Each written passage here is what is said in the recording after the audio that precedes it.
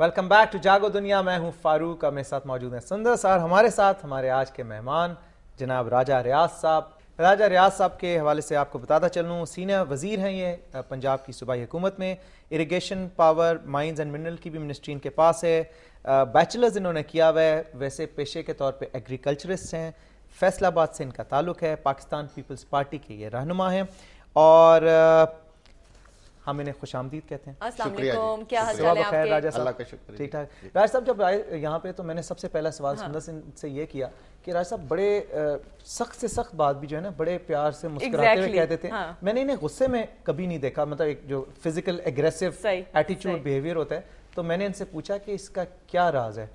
تو راجہ صاحب کے حوالے سے یہ بات انہوں نے مجھے کہی کہ اچھے سیاستدان کے لیے ضروری ہے کہ اسے غصہ نہیں آنا چاہیے. راجہ صاحب غصے کو کیسے کنٹرول کرتے ہیں؟ یہ بڑا مشکل سوال کیا آپ نے. اصل میں بات یہ ہے کہ بائی نیچر بھی ہوتا ہے. میں زیادہ یہ کہوں گا کچھ لوگوں کو غصہ زیادہ آتا ہے. آپ کو نہیں آتا غصہ؟ مجھے بائی نیچر غصہ کم آتا. سینئر وزیر ہیں آپ راجہ صاحب، آپ کی گاڑی پہ جھنڈا بھی لگا ہوا ہے، لیکن مجھے یہ بتائیں کہ آپ کی اتھارٹی کیا ہے؟ کون سی وزارتیں آپ کے پاس؟ سینئر وزیر کے پاس کون کون سی؟ یہ ضروری نہیں ہوتا کہ سینئر وزیر کے پاس کون سی وزارت ہو. یہ بس ایک پورٹ فولیو ہے کہ آپ کو ذرا زیادہ، کیونکہ پیپلز پارٹی اور مسلم لیگ نون کی کولیشن تھی تو کسی ایک شخص کو ایسا پیپلز پارٹی کی طرف سے یا نامزد کیا گیا کہ وہ ان کے ساتھ مذاکرات کرنے کی پوزیشن ہو. اگر وہ سارے ایک جیسے ہوتے تو پھر ان مسلم لیگ نون یا ہمارے جو ساتھی ہیں ان کے مشکل ہونا تھا کہ ہم نے کس سے بات کرنی ہے. تو آپ سے بات ان کو ایک آسانی ہے کہ جب پیپلز پارٹی کے پلیٹ فارم سے انہوں نے بات کرنی ہو تو وہ مجھ سے رجوع کرتے ہیں. راج صاحب پاکستان مسلم لیگ نواز کے ایک اہم رہنما خواجہ سعد رفیق ہمارے لائن پہ، ان سے بات کریں گے. السلام علیکم خواجہ صاحب. وعلیکم السلام جی. صبح بخیر خواجہ صاحب. راجہ ریاض صاحب ہمارے مہمان ہیں آج جاگو دنیا میں.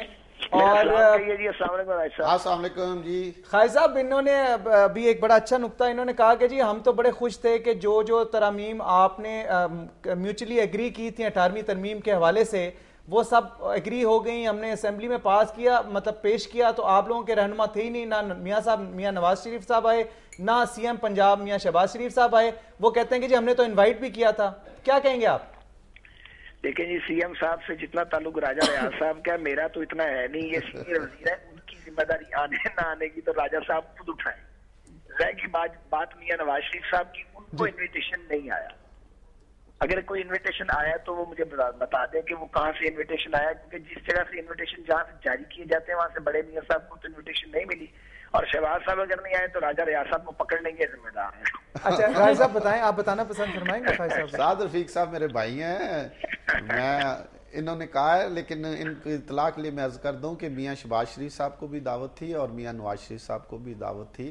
اور یہ ہو نہیں سکتا کہ ہم ان کو دعوت نہ دیتے، وہ اتنی بڑی پارٹی کے رہنما ہیں. اور اس جو ترمیم آئی ہیں اس میں سب سے زوردار مطالبہ جو تھا وہ میاں نواز شریف صاحب کا تھا، بلکہ وہ تو ناراض ہوتے رہے کہ یہ ڈیلے کیوں ہو رہی. تو یہ ہم نے تو ان کی ناراضگی کو سامنے رکھتے ہوئے آپ نے میاں رضا ربانی صاحب کو کہا کہ خدا کے لیے جلدی کریں، اور انہوں نے 70 کے قریب میٹنگ کی اور اس کو لے کے آئے اور سب لوگوں نے اس پہ اکٹھے ہو کے دستخط کیے. خواجہ صاحب یہ تو زیادتی ہے خواجہ صاحب، مطلب کہ اتنا انہوں نے کیا آپ کے لیے. کیا فرمایا جی؟ میں نے کہا جی یہ تو پھر زیادتی ہوئی نا خواجہ صاحب آپ کی طرف سے کہ اتنا ان لوگوں نے آپ کے لیے ساری باتیں مانی بھی، پھر آپ کو انوائٹ کیا تو آپ لوگ آتے نہیں ہیں. گزارش اس طرح ہے کہ راجہ صاحب اپنی جگہ درست فرما رہے ہوں گے. مجھے بھی پہلے یہ بات معلوم نہیں تھی، میں نے اس پر باقاعدہ پتہ کیا ہے. ہماری توقع تھی کہ میاں نواز شریف صاحب کو انوائٹ کیا جائے گا. انہیں وربلی کسی نے کہا بھی تھا، لیکن جو پراپر دعوت ہے وہ نہیں ملی. میں پوری ذمہ داری سے یہ گزارش کر رہا ہوں، ہو سکتا ہے راجہ وربلی اگر وزیر اعظم پاکستان کہہ دے تو اس کے بعد کوئی دعوت کی ضرورت ہے؟ نہیں راجہ صاحب اس طرح نہیں ہوتا. میاں صاحب جانے دیں، مجھے موقع دیں بات کرنے کا. دیکھیے ہم سب اس پروٹوکول کو اور ایک طریقہ کار کو جاننے والے لوگ ہیں. ہم میں سے کوئی بھی نیا آدمی نہیں ہے کہ باقاعدہ انویٹیشن آتی ہے سارے لوگوں کو اور جوائنٹ سیشن میں لوگ جاتے ہیں. ایک بات جو ہے وہ ہم سرسری انداز میں اس کا ذکر کر دیا جائے یا آمادگی لی جائے. اس کے بعد میں یہ نام لینا نہیں چاہتا تھا تاکہ ان کو امبیرس نہ ہونا پڑے، لیکن اگر ایک شخص سے آمادگی بھی لے لی جائے اور وہ صاحب بھی وہ جو ایک بہت بڑی جماعت کو لیڈ کر رہے ہیں, اس کے بعد بھی انویٹیشن آئے. میں نہیں کہتا جان بوجھ کے ہوا ہے, ہو سکتا ہے بعض اوقات ہیومن ایرر ہو جاتا ہے. بہرحال میں آپ کو غلط نہیں کہہ رہا, آپ بھی درست فرما رہے ہیں. دوسری بات ہے جو یہ 18ویں ترمیم کی, ڈیفینیٹلی اس کا کریڈٹ پاکستان کی سبھی سیاسی قوتوں کو جاتا ہے. بہت شکریہ خواجہ صاحب آپ کا جوائن کرنے کا ہمیں جاگو دنیا میں. پنجاب میں آپ حکومت میں ہیں, اچھا فیڈرل لیول پہ بہت سارے مسائل ہیں, مطلب انکمپیٹنس کی خبریں ہیں, نان پرفارمنس کی خبریں ہیں, کرپشن کے قصے ہیں.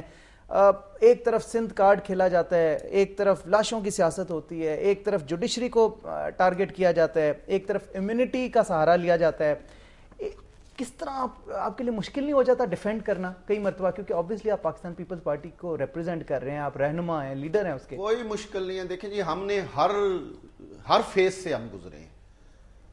ہم نے اپوزیشن بھی دیکھی ہے, ہم نے بھٹو صاحب کا مرڈر بھی دیکھا ہے, جوڈیشل مرڈر بھی دیکھا ہے, ہم نے محترمہ بے نظیر بھٹو کی شہادت بھی دیکھی ہے, ہم نے بیگم نصرت بھٹو کے سر میں ڈنڈے پڑتے بھی دیکھے ہیں, ہم نے اپنے کارکن بھی مرتے دیکھے. ایک وقت میں 200 کارکن جو ہیں انہوں نے جان کی قربانی دی. یہ الزامات بے جا ہیں, یہ سارے جتنے کرپشن بے جا الزامات ہیں, یہ صرف ہماری حکومت کے خلاف, کیونکہ ہماری حکومت اسٹیبلشمنٹ کے خلاف ہوتی ہے, ہماری حکومت عوام کی ہوتی ہے.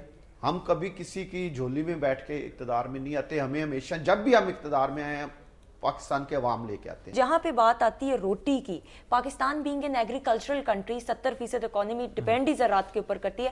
آپ کیا سمجھتے ہیں کہ ہماری پروڈکٹیوٹی اتنی ہے, ابھی بھی گندم اتنی مہنگی ہے, لوگوں کو روٹی کا مسئلہ ہو رہا ہے؟ سستی روٹی وزیر اعلیٰ پنجاب نے 2 روپے کی روٹی کی.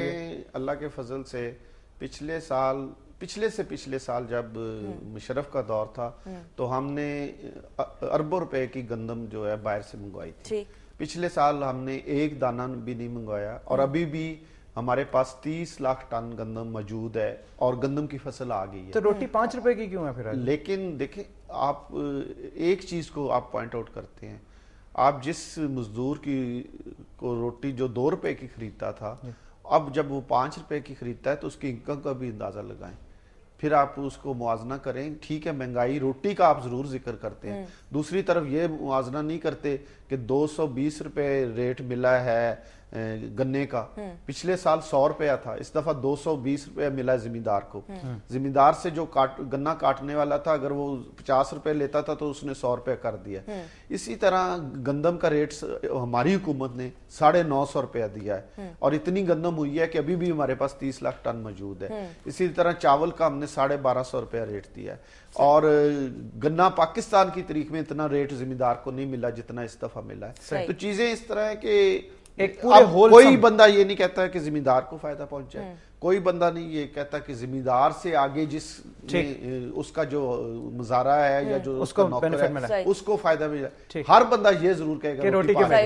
اچھا راج صاحب, چیزوں کا موازنہ اگر ساری کا کیا جائے تو پھر ایک کمی ہے اس وقت, میں وہ آپ کو پوائنٹ آؤٹ کر دیتا ہوں. اس وقت ملک معاشی طور پہ, جمہوری طور پہ بہت بہتری کی طرف جا رہا ہے. ایک بجلی کی کمی ہے, وہ بھی انشاءاللہ جلد دور ہو جائے تو سارے مسئلے حل ہو جائیں گے. بجلی کا مسئلہ جو ہے اس وقت سب سے برننگ قرار دیا. راج صاحب آپ سے بہت سی باتیں کرنی تھیں, وقت ہمارے پاس تھوڑا تھا, لائیو پروگرام ہے, آپ کو انشاءاللہ پھر دعوت دیں گے. بہت سے سوالات رہ گئے ہیں, اور پرسنل لائف کے حوالے سے بھی اگلی دفعہ کریں گے سوال, ایک پورا سیشن ہوگا, because he such a lovely personality. God bless you. اس وقت چلیں گے جی ایک بریک کی طرف, بریک بعد واپس آئیں گے ایک اور انٹرسٹنگ سے گیسٹ کے ساتھ. اسٹے ٹیون ٹو جاگو دنیا.